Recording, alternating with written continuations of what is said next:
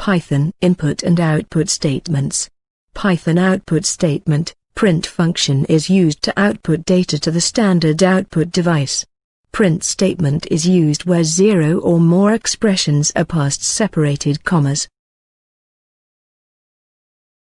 Python input statement. Python provides input function to read a line of text from standard input device.